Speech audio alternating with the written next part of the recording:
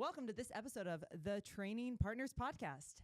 I'm your host, the host, and the one and only Tayler Harris. Joining me today is Christopher Yandle. He's my special guest. Yeah, thanks for having me. I'm excited to be on your podcast today. Thank you, Chris, so much for joining me on my podcast today. Yeah, I had a busy schedule today, but I was able to carve some time out to attend this very important, world-renowned podcast. Yeah, man, I got here and you were pouring concrete, or like had poured concrete. Yeah, I've been. So the city of Charlotte gifted us 3 bike racks. Oh. Very generously, because they're trying to encourage people to bike around, have bike rack, all that good stuff. So they've given businesses bike racks. It was about 6 months ago. And our in-house supporter of non-car transportation, Frank, was giving me a hard time. Like, get the bike racks in. So my dad came out today. We dug up some holes, poured the concrete, and then Monday we'll install the bike racks, and we'll have 3 brand new bike racks out front. Awesome. I'm excited about that. I will not be utilizing them. I apologize, but I'm excited for them. No, I think it's great, too, because like we have tons of people that live in the neighborhood, and we don't have a great place for them to put their bikes, and now they will have a great place to put their bikes. No, 100% agree. I think this is great, but it's definitely like I don't think I would bike here on East, like the way I would come. I just don't think it would. Yeah, the way you come is not ideal for biking. But for people like myself and others, Frank, who does not own a car, it's a phenomenal way to lock his bike up. Even Kelly at one point was biking. Kelly, Erica bikes here. Matt. J Moss tried, I think, once. J Moss twice. Twice. I give her twice. There's been a few people that have biked here. So this way they're not just leaning up against the building. They can actually lock it up and feel comfortable. And maybe we'll encourage some of because we do have a lot of businesses around us. So that'd be cool, too, to encourage folks to, drink and bike instead of just. Yeah, exactly. Like when Divine Barrel, when they're overflowing, having a busy night, people can just put their bikes out here. Be great. Yeah, that'd be great. Sorry. You're great.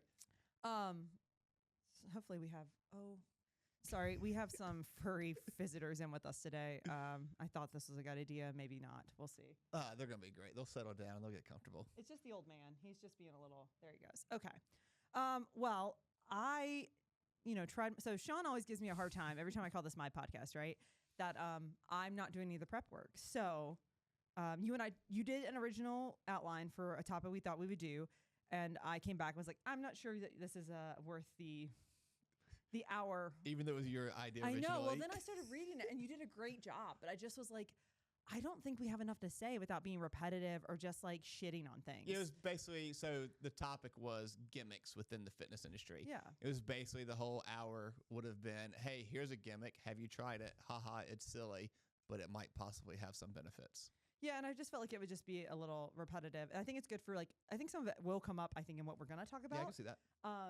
And that's kind of what spurred it. And then, shout out to one of our best listeners for coming up with, or like helping me come up with this idea, because I'm going to be honest, this came up this morning. And I wrote this outline this morning. He texted me. He was like, I heard you need some help. I was like. His other one was like, it's at the end. It's like a listener question at the very end of this. Yes. So his second one will be in there too.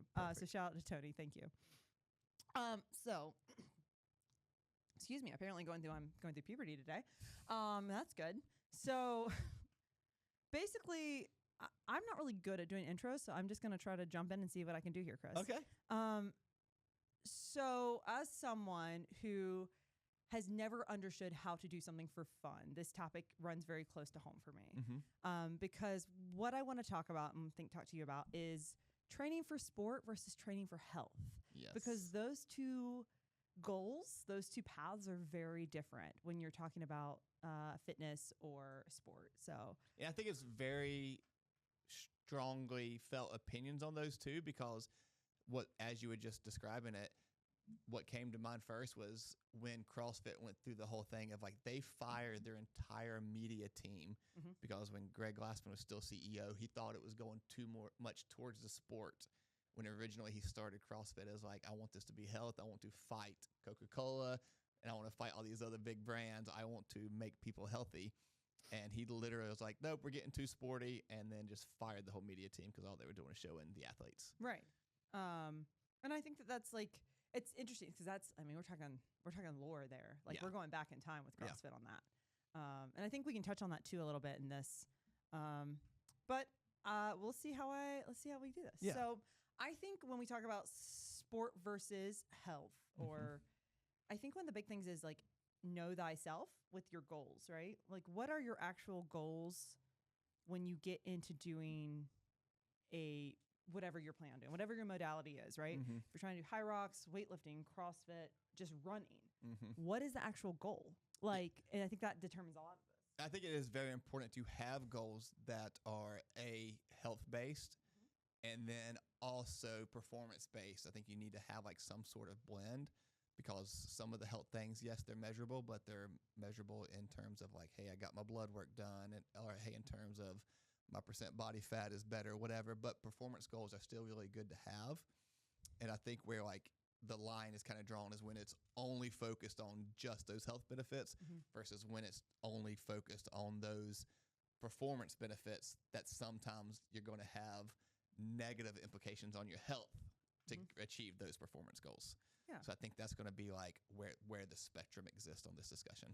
And I think with the goals too, I think too, having folks who are a little bit more aware of themselves too, like either getting a coach or having someone that they can kind of talk to about those goals, right? Yes. So that you can have someone like we here at the gym like have goals meetings so that you can have that discussion of like there are people that like I'm trying to get healthy so I can be good for my kids, or I want to have children, or I just want to be a healthier human. Or there's people like I want to qualify for nationals, or I want to go to HYROX Worlds. Yep. Right. And those are a big difference in like identifying those goals too, and like almost writing, like not almost, like actually writing them down so you can then craft your training around that. Yep. I think it's very important to have those discussions with the person that's leading your program or being your coach, so that they know how to tailor your specific program, or in specific sessions they can coach you in the right way. Whereas if your goal is to, like you said, to qualify for a certain event, you're going to have to make some sacrifices. Whereas if you're doing this style of training and your goals are just the health benefits, there's going to be some times where like, hey, maybe we need to pull back on certain things because your goal's a little bit different. So having that open conversation is huge, knowing what those exact goals are to help determine the pathway you're going to go down. Yeah. And then, and part of like, it's not just like goal setting. It's like, what does success look like to this goal? Right. So that's the same thing. Like if I'm trying to just be, if I'm using a general term of like, I'm just trying to be healthy, that's a very general, broad statement. So like, what is a success? What does health success look like to me? Is it, like you said, is it decreased body fat? Is it increased VO2 max? Is it, I can actually run a mile without stopping or do a push-up or whatever that is, right? And that's where like the acronym for SMART, when you're doing goals, the M is for measurable. Oh, I actually don't know those. What are the... Oh, shit. I was hoping you were going to ask that because I don't know what they all are. But I know the M is definitely for measurable. Okay. T is for time because you got to have a certain timeline onto it. It's specific, measurable, attainable, relevant, time-based. There we go. Thank you, Google. I could have Googled that. Sorry. You crushed it. I just didn't know. And I should know that, but I don't. And I think we do think about that when we're setting goals. But so what is it like when you have this end goal of, we'll say sport, like I guess like you really have to think about how it affects everything else in your life too. Because it's going to affect it whether you like it or not, if sports performance is your actual goal. Right. Because if we're talking about the goal of, let's go down the weightlifting path, and you've been a runner or you've been like a CrossFitter, whatever your background was, you're going to have to give up some of that training time towards more specific training to improve your weightlifting. Yeah. So like there's something you've been doing that you've enjoyed that you're going to have to pull back from.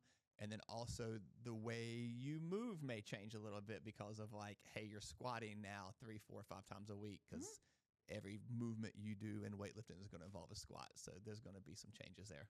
Yeah, like we've actually had I've encountered some folks in my life with this is like they will be willing to, like they're so though focused on, like you say, movement pattern that then they won't push weight because they're scared to death of like injury because of that. And so it's like, okay, well then I guess your goal is, and this is not at them, like this is your goal is then not to put the most, like I want to see what the max I can put on my body is. Right. Like what's the max I can deadlift, squat, snatch, clean and jerk before I'm decrepit and old. Yeah, I think that's understanding too when the right time to push is, because like I can guarantee you, specifically my squats, every time I've maxed out a squat, it would not be used in a video of what an ideal squat should look like. I told somebody about your shitting dog squat one time. I think it was like, who was doing it? They were doing like their front squats or something, and Yeah. they was really bad. Like Lisa like came up real bad. And she's Yeah. like, oh my God. I was like, it wasn't Chris. It's fine. It wasn't as bad as mine. Sorry, Pretty Chris. bad. I mean That's that with love. But also, like, I don't want to jinx myself, but like, because I've trained for what year is it now? I've trained for like 13 years. Mhm. That like my body can withstand that. Now, like, obviously, I'm not going to go try to squat like that every single day. I'm going to try to avoid those not ideal positions. But sometimes you're going to end up in those positions, and you got to push through if you want to achieve certain things. And I wanted to front squat 315 that day, and I was willing to look like I didn't know what I was doing. So like that's actually a good point. So like because like you say you were willing to I swear to God, Banjo. Because you wanted to squat or you wanted to put a certain number on the bar, like you knew that that performance would come at a price, right? Yeah. Like you knew that I want X weight Mm-hmm. and I have to do it a certain way, and I'm willing to do whatever I have to do to get this to make this happen. Yeah. And if it's ugly or if it's not ideal, like I'm okay with it as long as I don't come out injured on the other Correct. side, right? So like, yeah. And it's also like, that's when we talk about doing it for a longer period of time. You are more in touch with your body. You know, like, okay, yes, I knew in that moment I was not in an ideal position, but I also knew my risk for injury was high at the moment, but still I knew like I wasn't crossing the line. You weren't trying to do 10 at 315. You were trying to do a single. It was just a single. Yeah. I knew like, I was like, okay, like I'm going to push through this. I'm going to fight the whole time. And it's more than likely I'm going to be okay. And I was able to do it. And I was okay. I was sore as shit for a couple of days. I'm using it as an example. I'm not trying to pick on that's fine. you, No, I but understand. It's a great example because like my squat is crap. And sometimes I do have to push through that to be able to move heavier I've numbers. watched some of my like heavy cleans and I've been like, oh girl. But like, I'm like, I want this weight. I don't care what happens. Yeah. Like I want to do this thing. So And then like when you have on the other end of the spectrum, you have someone who is not training for specific numbers, but like they enjoy weight. Like we have members that are like that. They're like, no, I don't compete anymore. I don't have any intentions to compete, but I enjoy this style of training. Mhm. And so like for them, they probably shouldn't push past that, even if they know that their risk injury is still fairly low, Mhm. but there's no need for them to push that. So like maybe they stick to like 3 rep maxes or 5 rep maxes or things like that just to avoid the higher risk movements. yeah, I think that's a good point. Because so when we talk about like what is healthy and what is optimal with like performance, right? When we talk about like sport performance, like I'm trying to use sport versus health because like Mm-hmm. we talk about, I use this thing. So when people always are like, and I'll use myself, especially like You coming. done picking on me? Yeah, no, I'll pick on me for a while. It's fine. I'm really great at picking on me. So especially like because I work a real job, people are like, oh, you must be so healthy. You Mm. must be so healthy. You must be you must eat perfect and all this stuff. And I'm like, what I do is not healthy. Right. Like the way I train and what I've put my body through for 10 plus years, 13 years is not health. Mhm. This is not, Right. this is not health. Yeah. Like they're like, oh, you go in 5 days a week to the gym. That's really dedicated. Or is it insane? Yeah. There's a line. Yeah. There's a line with sport where it's like, this is to the point where like I'm trying to attain something. I'm going to do it and be this way. So like there is an kind of when you're training for sport, there is a proclivity for overtraining, for chronic Mhm. pain, for burnout even because like you're trying to do this thing at a high level so hard and you kind of forget to find the joy in it. Yeah. Where I think when you're training for health, I mean, I think you can still do the same. Again, I think you can still have those same things happen, like overtraining or pain. But I think if you remember that you're trying to have fun Mm-hmm. and trying to be just a good, healthy human and have your healthiest meat sack that you can have, Yep. then that's a little different, And right? I think that's cool that the first thing you touched on the whole actual conversation we had today was like knowing your goals. Because like you have to almost check in with yourself sometimes, especially if you're using a sport like let's just call HYROX and weightlifting sports, which Mhm. they are. If you're using that as your form of staying healthy, it can be really easy to slip into just competition mode. Mhm. So like checking in with yourself, like, oh no, I'm doing this just A for fun, B for health, Mhm. whichever one's the higher priority is fine. But like if that's your original goal and you slip into that competition only mode, then that's when like you just need to check back in like, oh, I'm actually just want to do this for fun. I'm still not really that competitive. I Mhm. need to like not push beyond into those overtraining modes just to like, I don't know, qualify for the Arnold. Like, is that worth injuring yourself over? Like, yes, it's a cool experience. Or do you just like stay with this slow progression and give it another year or two and then you qualify? Right. No, I agreed. I do have does HYROX do levels? Does there is there like a masters or There, age groups? yes, there it is, and I wish there was. I guess selfishly, I wish, and also for everyday people, I wish there was more progression to it. Basically, there's just any event you can sign up for, and there's only one you can qualify for, and that's Worlds. Okay. The way it works now is you have to do the pro division unless you're either 60 or 65 years older. I forget which one is the borderline. It is the 5-year age group for age group divisions. But basically, each event before the event, they announce how many people are eligible to qualify. So say they're going to take 5 from Chicago as an example. The top 5 in that division would qualify for Worlds. Okay. Again, you have to do pro. So like pro, the only difference is you're just doing the heavier weights. Okay. So and that's all there is. Like to me, that's a little small. I wish there was like, I don't know, something medium tier. But then again, doing one of the events feels like you're at a national meet already compared to weightlifting. So I don't know, maybe that is, and maybe doing like simulations is like doing a local meet. I guess that's the way I would kind of compare it. But yeah, the qualification, there's only really one thing you can qualify for. So I'm curious if that leads to people like doing pro when they shouldn't be doing pro because they think they can qualify. Yeah. But so like that's me and my coach have decided I need to run a certain time before I even attempt to do a pro race. Setting a goal. Yeah, I set a goal. Exactly. That's great. So my goal is an hour and 10 minutes. Once I hit that, then I'm allowing myself to try pro. And because you're trying to achieve a certain time for a sport to do the event. Yep. So I'm like my goal is to eventually qualify for Worlds. It more than likely to be next year when I turn 40. The age group is a little bit easier. Oh God. I know, show my age there. But like I'm giving myself a year to try to get 110. Okay. And I'll do a race early next year as a pro is the goal. Okay. And then late next year is kind of the next step. When is Worlds? It's usually in June-ish. Okay. Yeah, because it was in June in Chicago this year. Next year I think it's in Sweden. I think it's Stockholm. That's cool. Yeah, it'd be really cool. So that'd be fun. I'm not going to qualify for that one, but still, like I didn't know that they were doing them like worldwide. Yeah. So it's really awesome. Yeah. Because like Masters, obviously for Masters Worlds. This year it's in Orlando. I always say that it's in Daytona. Daytona. They're the same to me. Is it the same? It's the same place, right? It's not, but it's the same place in my head. Sorry, Floridians. Don't hate me. I almost said something bad. Florida's not that great. Anyways, so I always forget. But yeah, like there's China maybe is happening at some point for Masters. I know obviously like Senior Worlds will be in China, but I think they're doing some kind of event and they're doing like Greece. So that's cool. Like you can try and travel and exactly. I think that's one of the cool things about using these style of trainings as health and sport is like it gives you an opportunity to travel the country or the world just to go do an event you qualified for. I think that's really neat. Yeah. So you touched on something that I think is a really interesting topic that I think we should really dig into. You talked about like people signing up to be the pro events before maybe they're ready because they think they can. Yes. And I think part of that has to do with social media. Oh yeah.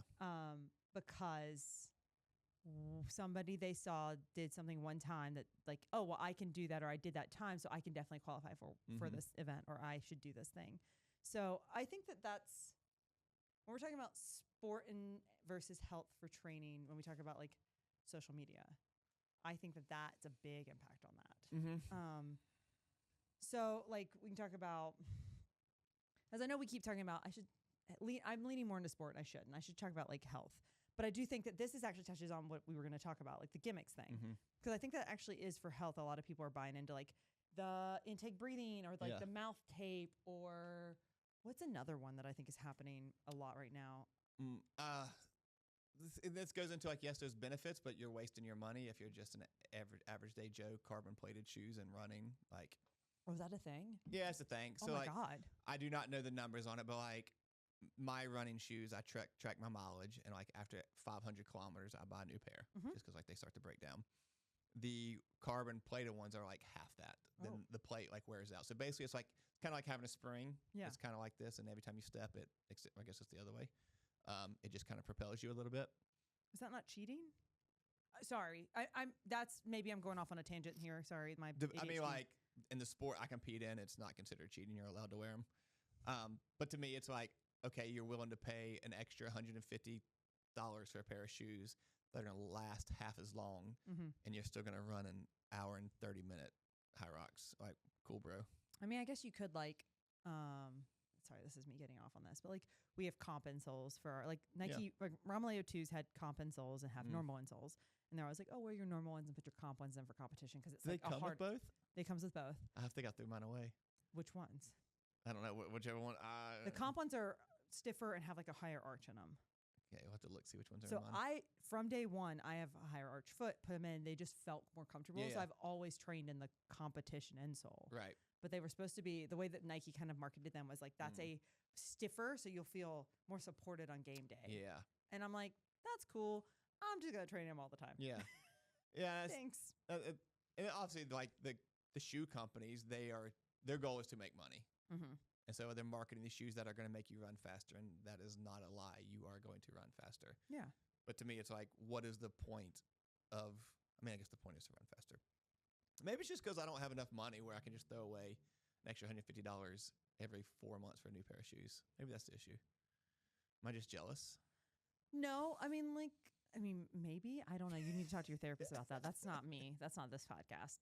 But I do think that, I don't know. Like if you've got to, I guess, if you want to do it, do it. And if you have the means, do it. But I think there is, again, if there are people, like if you're just out there, you're just like, listen, I just want to get into shape and do something. And I'm just going to go run because it's essentially free. Mm-hmm. Like running is a free, like just going out and running on the street, that's a free sport. Yeah, costs Just nothing. the shoes on your feet. Mm-hmm. That's it. So like if you're just like, I just want to go run, I think you have to be realistic with yourself that you don't need the carbon plated shoes. Yeah. If you're just trying to like, hey, I'm a dad, I've got 3 kids, I haven't done anything since college, I want to get back in shape so can see my kids graduate from college, like my kids graduate from college. I'm using kids because I feel like that's a lot of people's like motivator, the external, or like you've watched your parents get older and you don't want to be that decrepit or whatever it is.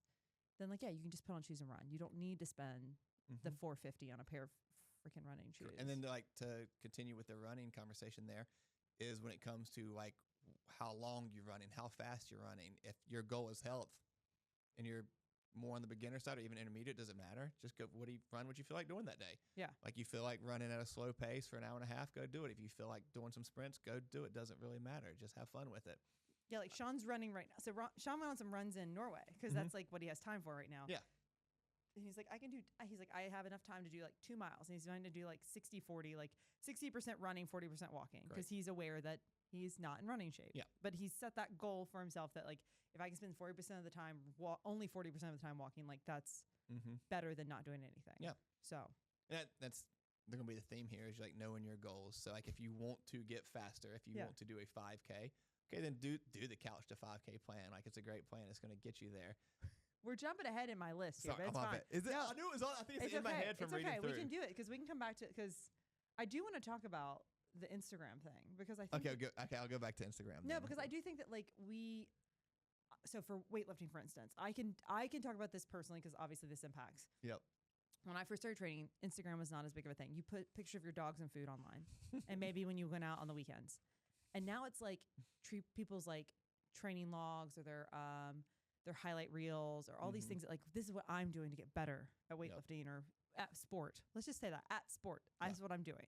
Or this is what I did to lose 50 pounds. Yeah. And it's like, no, that's not just because that person puts it online doesn't mean that's what you should be doing. Right. Yeah. That is a huge one. I think a ton of people, every time they see someone really good at a sport, they feel like they need to do that. They need to implement it into their training. And then next thing you know, they're piecemeal in 17 different training plans because that's what the 17 best people did. Yeah, because there's some things like, so we can talk about like cold plunge and sauna. Like that has done a huge resurgence into the like normal society. Like there are now cold plunge and sauna places all over every major city, right? And I think it happened because athletes started putting that online that they were doing cold plunges and saunas because it was good for recovery. And so now it's like normal folks. Which one snored? Banjo. Can you hear him on the podcast? I hope so. If y'all can hear Banjo, just take 2 seconds and we'll be quiet and listen to Banjo snore. I hope y'all heard that. He's the best, man. Yeah, back to the cold plunge and sauna because like I'm curious to know like how long professional teams, because like colleges and professional teams, they've had those tools in their gyms and the training centers for decades. Or like the Panthers. So Tori's actually telling me think it's I'm going to say this word wrong and I'm going to feel like an idiot. Hyperbaric chamber? You nailed it. Hyperbaric chamber. Okay. So apparently the Panthers have a trailer outside that's a hyperbaric chamber. Okay. Like a whole trailer? Like a whole trailer. Oh, shit. So if they land, so one of our athletes, her husband works for the Panthers. If they have a late game where they get in on Monday and he doesn't land till 3 a.m. and they get back to the stadium, he'll just sleep in that chamber because he has to be back at work at 7 a.m. Just because they land at 3 a.m. doesn't mean that their start time gets pushed back. Start time's still the same. Like they're employees. They still have to be there the next morning at 7, 8 a.m. So he just sleeps there because it's easier than driving home and waking up the wife and the dog and all the things, right? So like, point is those things have started to pop up. There's a hyperbaric chamber place in Charlotte over in South Park. Shit.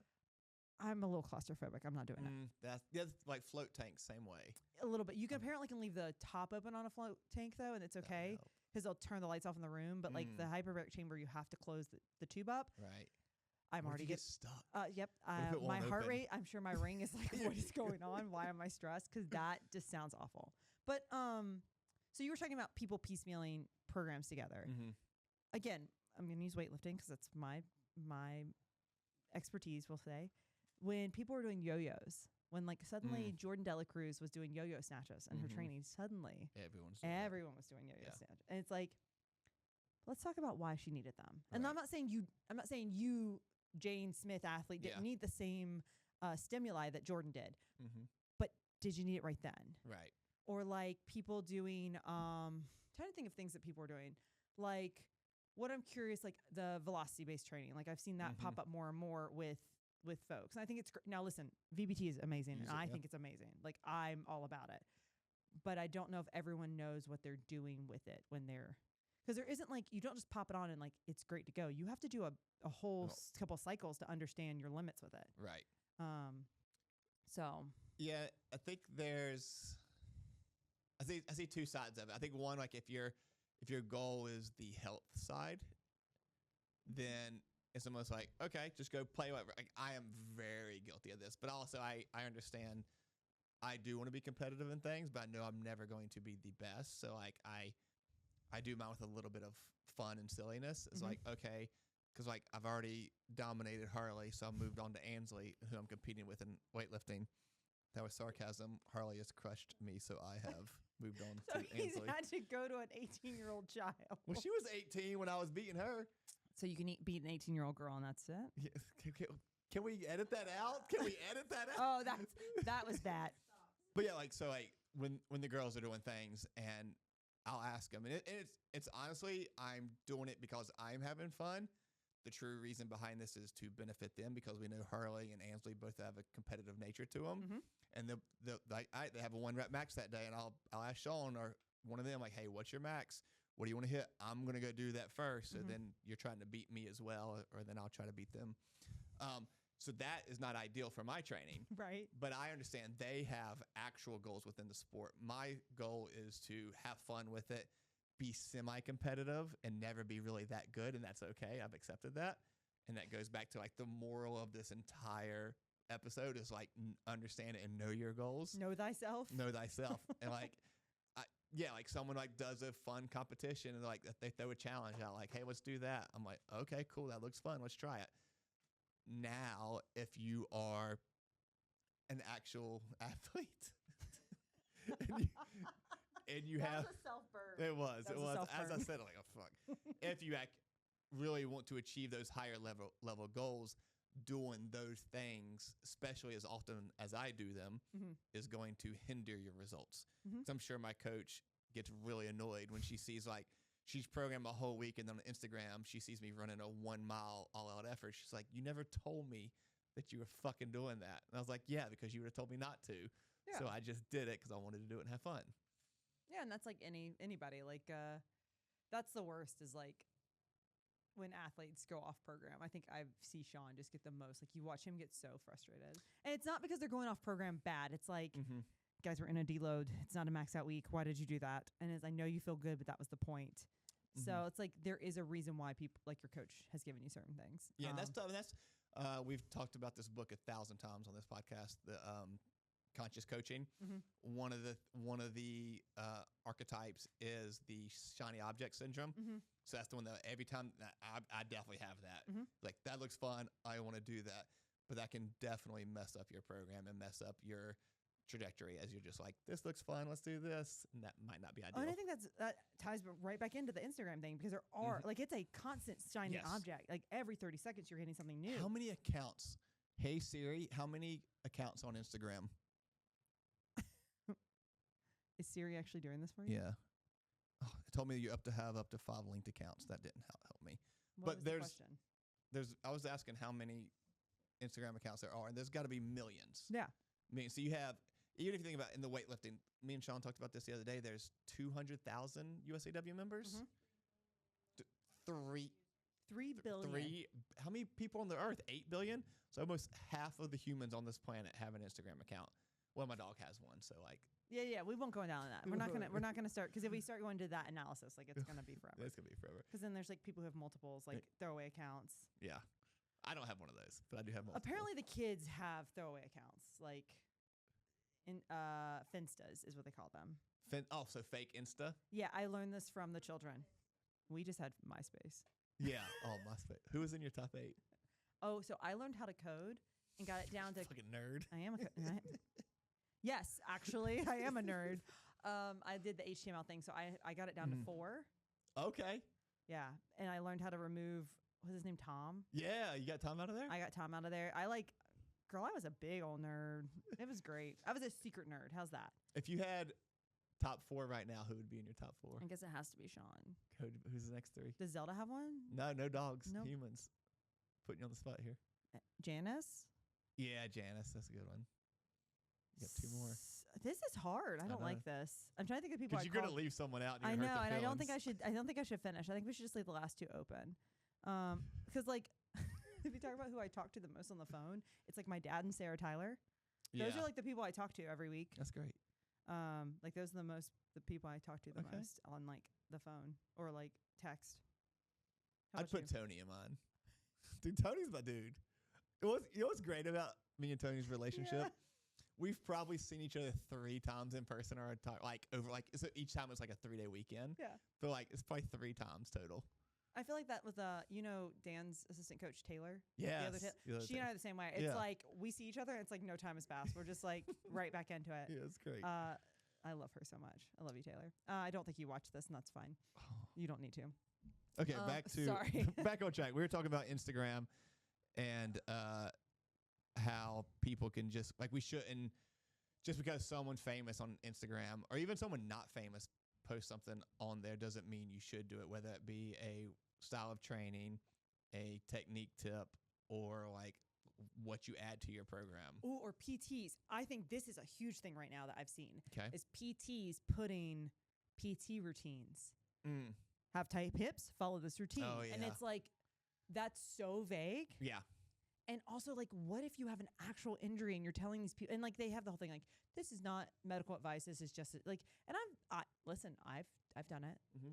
I followed some of them, but I did find one that now is apparently in our every Saturday, like the weighted pigeons that we do every Saturday. Mm-hmm. Sean saw me doing them. I was like, that's great. Where'd you get it? And I was like, Instagram. Yeah. Sorry. And that's like, yes, it does work some of the, but the best thing would be to go to a trusted PT, have them assess you. Mm-hmm. Then you do that session. They find what works best for you. Or show them. Take it home. Or you can say, hey, I saw this thing. Like, once you have a trusted relationship, like Allie and I talk about it, Duckworth. I'm like, hey, like I saw this thing. And she's like, yeah, that's really good. And here's how you can scale it up or down if like it hurts or if you need to scale up and make it harder or easier. And that's like, that's the trusted partner I have in my PT now, physical therapist. So, all right. So I wanted to talk a little bit too about like sport specific goal, like training for health versus sport, like modality specific, I guess should be the actual term. So like for running, like couch to 5K versus elite marathoners. Oh, now I get to talk about that one? Yeah, I know. I'm sorry. Well, I jumped. You just wouldn't let me jump ahead. I wouldn't. I'm trying to keep us on track. That's fair. I'm trying. Listen, I told Sean I would make this thing, and so I'm trying. You're doing a great job. Thank you. So on my podcast. It is. It is definitely your podcast. How many? Is this your 3rd episode? This is my fourth episode. And this is episode 14? Yeah, it's not bad. 15. Episode 15. What's episode 14? Oh, that was a good one. I watched the first little bit. By the way, we got to talk about your understanding of what a monologue versus a rant is. I know. That's literally the first thing Sarah said. She's like, "That's not a monologue." Like, I know it wasn't a monologue. That was part of the joke. Is that Jimmy Kimmel got canceled because of his monologue. Mustard. Sorry. This is gonna be so random today. I'm so my sorry. ADHD is strong today. Okay, couch to 5K versus elite runner. Yeah. So like when we talk about those specifics, right? Because understanding that there is a difference, right? Like if I'm just trying to run the round the crown 5K, right? That's a 5K, right? It's a 10K. 10K. Halfway there. Ooh, sorry. Or elite marathoner. Oh, I'll tell you this later. Never mind. That was. See, you're ADHD. It's real bad today.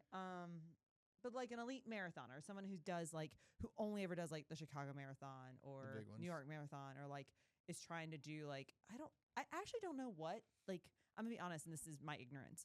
I don't know what is an elite marathoner's goal. Like, what's the optimum besides the Olympics? What is like the next thing? The big one is the Boston qualifier. That's because like there's the major sevens. I know I'm probably gonna mess this up because I think they added an eighth, but there's Chicago. There's Berlin, Boston's in there, New York, London, I think Tokyo. Okay, I've got 6. I think I've got them. And Sydney. Tokyo, Boston, London, Sydney, Berlin, Chicago, New York. I think I nailed that. I think you did too. I think I nailed that. I think you're good.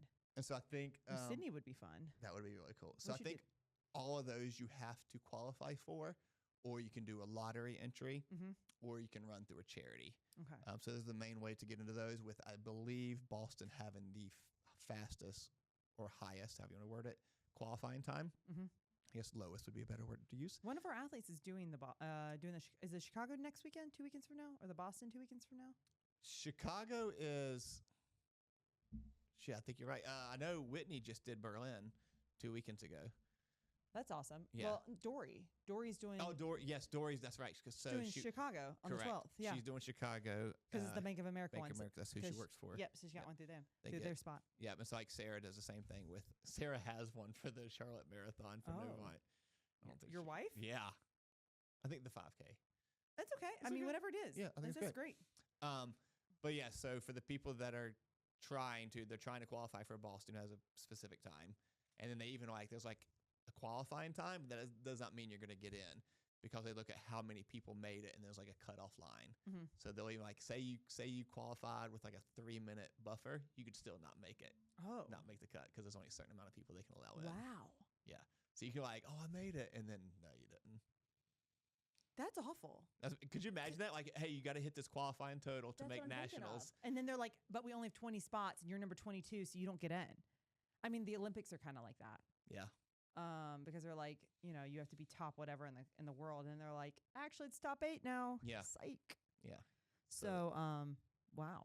So for them, comparing them against couch to 5K people, those people can't miss a training day. Those people have to eat a specific diet. Those people have to put the time into recovery and maintenance. Versus the couch to 5K, their goal is just to complete a 5K. The time doesn't matter. Their goal is to get through the 5K without injuring themselves. Yeah. So the needs and the requirements are so drastically different, and that's very okay. And it's understanding how to treat it. I do think you should still respect your 5K training plan. I still think you should enjoy it and give it an actual true effort and not minimize it, because it is still a good achievement for yourself. Well, yes, there is a whole nother end of the spectrum, but where you're at, I think celebrating any progress you should do. My favorite podcast of all time is no longer a podcast. It stopped being a podcast. What was it? It was an NBA podcast with Jalen Rose and oh my God, I forgot the other guy's name. It's been so long. But one of the things they always talked about is we don't celebrate enough. Yeah. If you find a reason to celebrate it, celebrate it. That's the reason Kane brought in a PR bell, and I got so excited. I was like, today we actually had 1 rep max shoulder press. Someone PR'd at 55 pounds, and you go ring that fucking bell. Yeah. That's the most you've ever done. That is huge. That's exciting. So yes, while it is on this end of the spectrum, you still celebrate those wins. I actually think that could be a whole podcast on its own about that, because Sierra, we're talking about Tony, now we're talking about Sierra, but she actually, so last weekend I did. Did you see their photos? Yeah, they're beautiful. She's so gorgeous. He's I mean, so Tony, handsome. you're gorgeous too. It's fine. Your child is actually beautiful too. But so I did like I wanted to do like 150, 155. We had a heavy single, and I threw on velocity because I need to keep myself in check. But I did 145 without pain, which is a big deal. I haven't done that in like 9 months, and even then when I did it, it was like painful and slower. Yeah. And so I was kind of frustrated. And she's like, "Yeah, but like, did you do it without pain? Can you go to training on Monday and not hurt?" And I was like, "Yeah." And she's like, "That's a huge win then. And you need to celebrate that. You need to be proud of yourself." And like, it's good to have people in my life that check me when I'm not willing, like, because Sean and I are really bad about not celebrating wins. Like I want to say, I think that we've had some big wins, especially in the last like 5 years, that we've not celebrated because it's not enough. I've not been happy enough. And like, it's probably that's a poor. And I think that's the challenge for the person on the far end of the sports performance spectrum, because especially as we age, not calling you old. No, you can. But like the odds of you PRing your total and your lifts and meets has decreased. And so it's understanding that like, okay, I'm going to celebrate a big back squat. Why it's not the most I've ever done. It's the most I've done in X amount of years without pain. Right. Or it's I've moved it quickly without pain and I can continue to train without pain. Exactly. Or even like older or post injury or whatever it is. Like, again, or like, say you ran track in college or high school and you don't feel like you're like, you can't live in the past comparing yourself to someone before, like the person before, because again, like you said, like stress was different. The body, what your body was different. Your age was different. All the things, that was a completely different human 5 years ago, 10 years ago, whatever, 5 months ago. So you have to celebrate who you are today and the wins you have then versus. And I'm curious your thoughts on this, because like what went through my head right now was, I'm curious how much of like what I do is because that like, and I'm joking, but also see I was never that good at any of these things. Like I did CrossFit for a while, and then it's kind of like, okay, I wasn't as good. Like it started to decrease. Okay, now I started doing weightlifting. Okay, then I had some very minor goals of like 100, 120. I hit one of them, got really close to the other one. And it's like, okay, now I've moved on to HYROX. Is it kind of, you think there's an aspect of like, okay, I'm probably not going to get much better at this. I just move on to something else, which I think for someone at my skill levels and below, I think it's phenomenal. I think that's a great way to like, oh, you did that thing. You got really decent at it. And you see that it's going to take too much effort to progress, and you're wanting to live on the health side of the spectrum versus the sports side of the spectrum. Try something new, do something different. Like that's okay. Well, and that's also kind of where the vision of this gym kind of came out of, with living on the health side of the spectrum, is that we, as like Sean and I are traditional weightlifters, like we focus and you only weightlift, right? You don't typically do much else. Right. And like we wanted a facility that would allow athletes to go through different stages or different seasons and have a place they could do the different seasons and not feel like they had to quit their gym or lose their community because of that. And I'm not plugging it, but that's like literally what this is like, we want someone who's sitting on the health side to be like, all right, like actually Steve Shang is really good at this. He'll be like, he did Masters Nationals and he was like, I need to spend some time at CrossFit, I think, or HYROX. He came to NotaFit and did like, I think 3 months of NotaFit. I didn't see that man from like March to June, I feel like. And then suddenly he showed back up and he's ready to do states and he's killing it. Yep. But he realized that he needed a break. Or like Keith was. He was great about that. He was great about that too. I miss Keith. Keith would go through stages. So like, and I think the same thing, like we have some of the athletes that have started out with you have migrated. They're, I don't want to say bored, or maybe they're wanting a little bit of a challenge and they come over and they switch it up for a little bit and then they'll come back over. And it's just, I think that's when you're talking about health, like having options is good. Cause then you don't get burnout and you don't put yourself in this like deficit of like you're talking about, like, I'm not good enough. And then you're starting to hold yourself to this like sport training goal, but you're only putting in health level effort. Yeah. Right. So that's the big thing too. And again, I know we keep circling back to goals, but that's what it is like, you can't be holding yourself to this, like, I should be this pro level, or I should be doing these high level weights times, whatever. But you're only trying to do this for health. Yeah. God, that's good too. Cause like one thing a lot of people, including ourselves, preach is like, don't compare yourself to others, only compare yourself to yourself. But it's almost like you need to compare yourself to you now, not not to you 3 years ago. Mhm. Because say you're doing that style of training where like, okay, in these 6 months, I'm going to focus on weightlifting because I want to compete at states. I'm a master, so like I can potentially qualify for nationals and worlds. So like, okay, so you give it 6 good months, you're able to do those things. In the next 6 months, you're like, all right, I want to do a HYROX because that sounds fun. Mhm. And you train for that. And then the next season to go back to weightlifting comes around, you're not going to be as good as weightlifting as you were when you left off. Mhm. So you got to keep that perspective of like, all right, let's go back to 80%. Mhm. Let's make that my working max, and let's work off of that and see where we build back up to. Yeah. And I think that could be even more challenging than comparing yourselves to like chasing someone else that you saw on Instagram that you want to try to beat. Yeah, I think that's great. And I think it's a good. I think that's a good litmus, and it's Mm. more realistic. Mm-hmm. But like, yeah, I don't know. So for like weightlifting, for instance, I do think that it's very easy to like fall into this, like to do that like comparison of Mhm. like, I work a full-time job.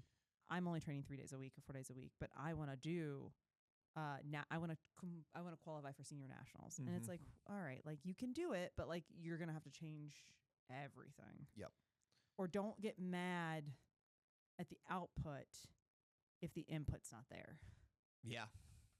Yeah, like you said earlier, if you're having the goals as a competitor, but then you're just training as Health. then you're gonna, what's the silly saying? You're gonna get out what you put in. Yeah.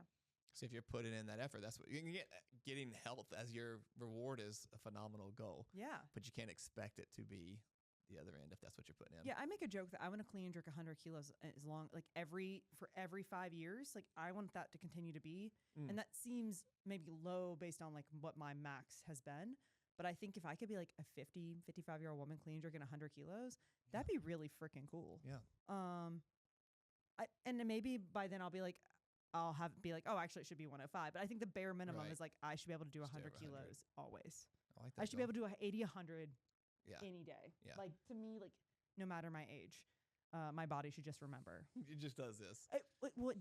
Harley actually will make comments about it. How like I'll come out from like a time off period or injury and just be able to hit 80, 100. And she's like, what the fuck? Yeah. And I'm like, remember, my body has done this enough times that it just can do it. Doesn't mean it's strong or does it perfectly, but it's Right. like it can just It's do gonna this. do this. We don't fucking miss 80. We just, oh God, please don't say that anymore. But no, sorry. I think too, like we're talking about sports specific with like, I think one of the things I really wanted to touch on too was like weight classes and weight cuts. Because I think that's something too is like sometimes on the internet or sometimes you want to cut weight because you think it's necessary because you're having these pro level goals. Mm-hmm. Now, should you cut weight? So the difference for me for weight cutting, there's a health level weight cut. Mhm. Like I'm overweight because of XYZ reason, and I need to get back to a healthy weight for my body. Mm-hmm. And whatever that is, whatever you and your dietitian or doctor or whomever has decided. Mm-hmm. And then there's, hey, I want to be 69 kilos because I want to compete Mm-hmm. in this class, or 77 or 73 or whatever the classes are now, Mhm. right? And that's a big difference too, because like you got to remember that those two things don't align the same. Yes. The way you cut for weight classes versus the way you get down healthily is not. Yeah, I think this is a like deep conversation. If I like put a rule of thumb on it, it's like what I tell people is if you are not about to qualify for like nationals Mm-hmm. on a senior level Mhm. or up, you should just weigh what the healthiest weight is for you Mhm. and lift as heavy as you can. Yes, agreed. Like I don't I feel like it's almost impossible to fix weight class sports because personally I hate them Mhm. because like I think so much unhealthiness comes out of them from like I know you and Sierra had a good discussion about doing unhealthy weight cuts and like Mhm. she even like contributes part of her injury due to that, Mhm. like her just being drained, Yeah, and being too small. being too exactly. So like I would never tell a woman specifically like, hey, here's what to do with your weight with your body. Yeah. Like weigh what you want to weigh, be as healthy as you can. But please don't do anything unhealthy to like qualify for a small event. I don't know. Yeah, I want you to speak on that more than me. no, like I think there is a thing with like so I'm trying to like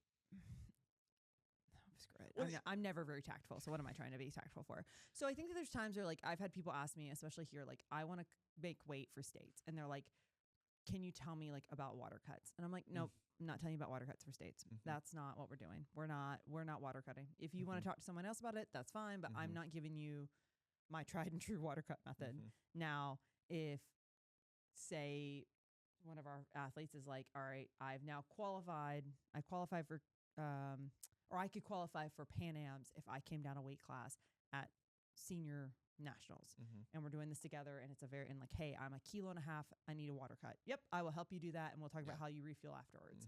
Because that to me is a different. That's a horse of a different color. Yeah, there you go. That was a good one. That was I haven't heard that in a while. Would you like my what's good for the goose? I saw that on. Isn't good for the gander. So good. Sorry. You distracted me.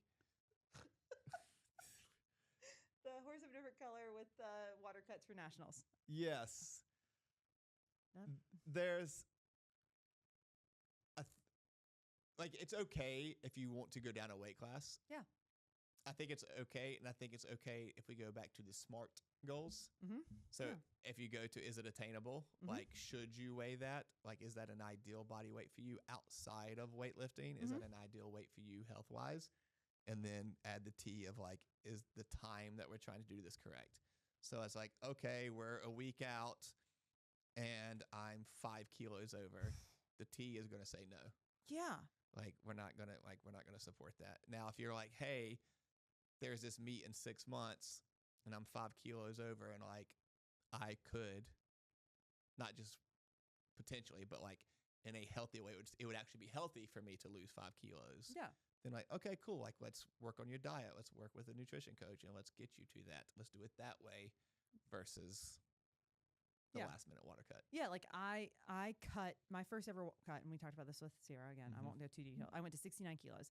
I'm too damn tall to be 69 kilos, but I did it. And like I should have done a cut in general just to recomp because it was for the best. Like I was 26, I think, and needed probably to get rid of some baby fat and things I've been carrying around for a while, and learn how to eat as well, like eat for performance. Yeah, that's the other part of that is like learning how to eat for performance when you're cutting, because like you have to be so you gotta make every calorie count. Yeah, so you learn what to do, what's correct. This is not sport specific. Sorry, we're getting off. I think this is a big one though, because I think these like everything you have written down here is things that sport specific people do on the high end that people see. The recreational athletes see the high end people do and like, ooh, I need to be doing that too. Yeah. So I think like you don't need to cut. Actually, like you said earlier, there are 80% of athletes like that are recreational do not need to go through a cut. Right. They just need to like learn how to fuel better, like fuel their bodies better. Let me say that so my southern accent doesn't come out. And then they need to so they can move their bodies in a fueled way, so they're not getting to training feeling like crap. Right? Like that's what that is for. Not let's cut weight because we should cut weight, because I've seen other people cut weight. Weight cuts should not be one of your triggers that you pull for training. Like it should be just like in the optimal situation where you're trying to make X team. Right. Like, I don't know. I assume because HYROX isn't a weight class sport, y'all don't really worry about that. It's more of like you just have to be a good weight because you're going to have to move your body through space for how many hours? Ideally less than an hour, but average hour and a half. Okay, so 90 minutes. Like you've got to be able to keep moving your body. So you're more focused on like lactic acid and like your VO2 and things like that. Hey, did you set me up on purpose right there? I did. That was well done. And so like for those that are doing HYROX and running events, if you like, I'm going to use us as an example. If you're measuring your lactic threshold, we actually do that in our training, but it's a generic made up number based off of times. So what we do is we take people's 5K and 10K time and we go somewhere in the middle, and we call that your lactic threshold. Oh, because that's roughly what it is. Okay. That's loose science. That's not like you can go get it actually tested and get true numbers, but for us that's what we go off of. So like when we're doing threshold runs, that's what we base it off of. So we try to be in that pace window is what we try to do. The professionals, they're going to know those numbers. They're going to be on it. They're going to be, dialed in. And then those that are literally just doing HYROX for fun, like we have people that come to our track clubs just because it's a fun time. Like we enjoy it, we have fun. Their desire to compete is very low. They change the workout, they reduce the volume, they don't worry about the pacing. They just like do the workout with us, and it's a great time. Those competing, it's good to do those numbers, but like you don't need to be doing threshold runs if you're just doing it for fun. Because also it's not 100% what the numbers are that we're using. We're doing like an educated guesstimate of what your time is. Yeah. And it's working for everyone. Like everyone's getting faster, so it's working. But we do not know those exact threshold numbers. You know what, that makes sense because like we can. Most weightlifters are not maxing out their back squat every week, right? So they're using like an estimated max based on their 5 rep or their 3 rep or their 8 rep. There's like a formula that can guess. Correct. Now, if you're a really good squatter, you might be doing more. Or if like there's also male versus female, fast twitch, slow twitch, there's all kinds of things. Same thing I assume within running and that. But like if you're just saying, all right, we can broad brush, get an estimate, this is what we're doing. Yeah, exactly. And that's a great way to train. Like for the between, if you're like in the middle of that spectrum, that's a great way to train. Like you're not spending the insane amount of money to find out those exact numbers, but you're also able to use scientific based training to improve yourself and get better. But then you're not on this side where it's just running pointlessly, which is fine and fun, but the progress is going to be minimal. That's how I used to run. In college, I used to do that. I used to just put on shoes and run. I never understood the runner's high. I never got it. You didn't run enough. It is I was up until 2 years ago, I was in your shoes. I was like, yeah, runner's high is bullshit. It's not a real thing. Now you're doing it. And now you get it. Now I get it. Like our Sunday morning runs where like it's our just laid back zone 2 run. Like we just go to comfortable conversational pace for like an hour and a half and it's just chill. It's just like fun. You just go to place. The weather's nice. It's quiet because no one's out yet. It's 8 a.m. on a Sunday. Like, oh, it's so nice. Nah.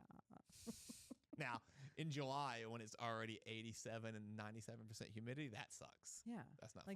Yeah, I bet this. Well, are you going to run this Sunday before NASCAR? Yes. Is Jeremy and Danielle, they come and run with you or no? They don't come to Sundays. I said, no, if everyone else is going to be doing workouts and except me before NASCAR. I'll be getting my run in Sunday. Okay. I'll be doing meal prep. That's got to be done too. Well, do you have any, I think we've touched on everything. Yeah. At least. Yeah. I think the only things that we kind of haven't chatted about is the things right above here where it's talking about ignoring red flags when you're an athlete because and that's just back to what we talked about. An athlete, when their goal is specific numbers, they are going to risk some health to get to those numbers. And there'll be red flags. And that's not saying they should push through those red flags, but there are sometimes... There's a time and a place for it. Yeah. If we're 3 weeks out from nationals and you're trying to qualify for Pan Am's Worlds, or even just like I'm trying to be on the podium and you have a nagging pain, what do we have to do to get through this? Yeah. And that is not healthy. That's borderline insane, but you're doing it to be like, all right, what do I have to do? Like I got, what was that? 2 years ago, I got the cortisone shot in my elbow because my elbow hurt so bad. We were like 3 weeks out. That's not healthy. No. But it was what was needed. It's what you had to do to do that. Goals. Yeah. Because I had an opportunity. Yeah. And it's like when it comes to training, everyday training, when you have those goals, you're going to take those steps. But when it's health is your goal and you're in a group setting or your coach is there, it's like say your elbow is what's flaring up and you're still come to the gym and train and you go, all right, cool, you're squatting today. What doesn't bug it? That's what we'll do. We'll make modifications. Like it's no big deal. And I know high-end athletes also have to do that. They continue training, but they're doing it with like, hey, they're going to push it. They're going to be a little bit more willing to push it where like, hey, it hurts at all to do this. Cool. Cut it out. We're just going to do something different today. You were in here that day. I think it was like a month ago when I was trying to hang clean and my back was like, I did 80 kilos and I looked at you, I was like this. Oh yeah. And I was in so much discomfort and it wasn't pain. I think I'd hit a threshold of like exhaustion for the week and between work and training. And I looked at you and I actually texted Sarah Tayler because Sean was coaching at Pan Am's and she was like, you know what to do. You know the right call. And I was like, yep, I do know the right call. So I did all my back protocol stuff and moved on. Yep. Because at that point in my training, it was not necessary to push through pain. Correct. Yeah. It was necessary to be smart. Yes. And I think that's also age, I think, too. yeah, you know your body a lot more than you did when you were younger. And also like as we age, we cannot handle as much. We can't push through as much as we used to be able to. Well, my recovery just is like my body hurts today. Is today a rest day? Yesterday was a rest day, Yesterday wasn't was it? a rest day. Yeah, that's what I'm saying. I'm kind of tired. Yeah. It's been a week. We've pushed hard. It's been great. Yeah. It's week 1. So today is this week 1? This is week 1. So like today is I have snatch waves. Okay. I think I have clean jerk waves too. I don't know. I haven't looked at cleans. I haven't looked at my program. This is what I got. I think I got a heads up last night. Do you think it's say Sean has your programming done a day in advance? Do you look at it or do you not? Or do you I just don't come look in? at it. Just look I'll look at it if I need to. Like sometimes I'll glance at like week 1. I might look just to see what we have. But after that, you kind of know because it's like the next 3 weeks are just repetitive of that. So you kind of percentage points heavier. Yeah, just like it's undulating, right? It's Yep. up and down either volume or intensity. So like that's all you have to do. But like I like to know because like you're gonna laugh at this. I choose specific training clothes based on the workout. Because if we're squatting, I do the same. I want more compressive pants because I want to feel like not like I have a squat suit on, but I just want to feel held in a little better. Yeah. And then like if I know that it's a snatch day and it's warm, I'm going to take my shirt off. So I need to know it's a sports bra that I feel comfortable doing that in and not feel like not that there's much to show, but I'm not out here just like hanging out. Yeah. You know, we have children in the gym now, so. I'm the same because like Your sports bra's got to like fit? If I'm running, I'm wearing my 5-inch inseam. Oh. Chafing? No, I don't chafe. I got a good protocol to avoid that chafing. With the built-in panties. Yeah. But if it's a non-running day, I still got the 5-inch inseam, but there's no liner. Because you want to throw on. Are you gonna throw on compression? I'll throw on my compression. Okay. So there's my lifting days and my non-running days. Yeah, no, I think that's and like And again, with I can shoes. squat. Like if we're squatting in the winter in here, I can throw on sweatpants over my and feel okay, like over my compression. I cannot wait to be wearing sweatpants in here. God, right, but then like I can't. I don't like lifting in sweats. I don't like having 2 layers when I'm lifting. That's weird, yeah. But I do like I don't mind in the winter throwing on sweatpants. Anyways, that's not to do with any of this. No, we got off topic there. Sorry, guys. Well, bring it home. Put a bow on it. What is the main topic to wrap all this up? I mean, I think we touched on it in the first like 5 minutes, which is maybe the greatest thing. Like, know thyself and make sure your goals align with how you're training. Based on if you are trying to qualify for Masters Worlds, or if you're just trying to have fun and go to a local meet and enjoy weightlifting with a group of people every day and have a good community. Know thyself and set yourself up correctly for those things for your training, and don't. Hashtag know thyself. Know thyself. That's Sean. There's a quote in there somewhere, and I can't remember it. Sean's not here to remind me. My literature man. Do you think he just makes it up sometimes, and he's so confident we just believe him? I mean, He's a very confident man. I know. It's a pain in my ass. His confidence and my confidence end up hitting heads. It's fine. Okay, hang on. So I have one last question for you, Chris. Hang on. Hang on. Do you have anything else to add to that? No, know your goals, and then also know. Sorry, I'm about to cough again. Know what level you're at. Early pauses. Cut this out. Earmark that. Sorry. Know, not just know your goals. Know. Fuck, I was gonna say how important they are, because I know Priority? Not even that. Like, what I'm trying to say is know how. Fuck, I'm trying to say this without sounding like an asshole, because I feel like I'm pushing the boundary here. You want to try and like see if I can help you? Yeah, save me here when I mess up. Okay. I won't, like, if your goal is to qualify for the Arnold, it's not worth doing ridiculous things for. Yes, okay, like yes, I've listened to this podcast and I am a serious athlete who's going to only care about performance. Know that goal of that level isn't worth the risk. Okay. Of some of the things we talked about, of like, hey, pushing through red flags, doing water cuts, whatever, blah, blah, blah. A goal that tier isn't worth those things. I think you said it right. I don't think that's an a-hole thing to say. Okay. I just don't want to minimize people's goals, because like back to where like that is still a great goal. like qualifying for.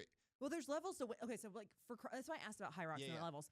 And sorry, I'm trying to wrap up, but You're that's good. why, because with weightlifting you do have levels. You have local meets, Yeah. then you have like the AO series, Mhm. then you have, and I actually think you have masters in AO. If we're talking like that, like we The would throw actual- masters in there because Yeah. I don't really know youth and junior stuff. But anyways, you have like age things. Then you Mhm. have AO series. Then you have finals. And Then you have nationals. senior nationals, right? Yeah. And then you have obviously your internationals, which are up Mhm. here. But like that's like you have to understand of where you are, and it's you can say I am a local trying to make Arnold. I'm an or AO1. I'm AO1 trying to make a finals. I'm Mhm. finals trying to make nationals. Whatever it is, right? Yep. And like that's not minimizing. That's being realistic Yeah, with like yeah. where you are. Yeah, being realistic and just understanding where, as you progress on that journey of getting better and better, that's when you'll probably start putting a little more risk. Yeah, to I get think that it's like a higher it's like reward. a hot crazy scale kind of. Yeah. We can talk about that, but instead of hot crazy, we can talk about like Should I love that skill video. effort. Yeah. Yeah. Skill yeah. effort scale. So like as your skill increases, your effort also has to increase. Though. Yeah. So instead of it being like hot crazy, I guess it's more like, but whatever. Yeah, I get what you're saying. Yeah. Yeah, so you I- speak Taylor. Thank you. I'm so It's a sorry. unique language. It's like train. Yeah. They're trains. The goals are all worth it. They're all phenomenal, but like know the risk that goes with whatever your goal is. All right. So final question before we wrap up. 'Kay. This came from our Was one this of our, on there? This question you're about to ask? kind of. It says closing. Okay. If you get a sandwich and there's a pickle on the side, do you eat the pickle or do you leave the pickle? Oh, I eat my pickle and then I take Sarah's pickle because she doesn't like pickles, and I'm twice as happy because I have Yes. an extra pickle. Okay, so every time Sierra comes and visits, she gives me her pickle because I love pickles. Yeah. And Tony, I always send Tony a picture of him because he gets mad because she's not there. Because you don't get the pickle? Because he doesn't get the pickle? He doesn't get the pickle. So like, I just didn't know if you were a pickle person or not. I Oh, couldn't love remember. pickles. Yeah, pickles are great. He wanted to do an entire podcast about pickles, and I couldn't. I was like, I don't think we can talk about pickles for Okay. an hour. When you have a pickle from that, what song do you sing? I got a pickle. Yes! I got a pickle. Hey. What movie is that? Harley, what movie is that from? Little Rascals. Come on now. Really? Can you do a Frogger or whatever his name is? I Impression? can't. I can't either. I Those can't. I'm not good at impressions. I went through a phase where I did my hair like alfalfa. Of course you did. The You middle actually part. have good hair for that. Okay, we got to stop. We Yeah. got to wrap this up. This is getting way off pocket. I'm sorry if y'all are still here. Thank you so much for listening to this episode of the Training Partners Podcast. I appreciate y'all for popping in. As always, thanks for listening. And Chris, thanks for joining me today. Thanks for having me. Thanks, I'll come dogs, back for anytime. chilling out It and is so good. and laying Bruner's down. the best.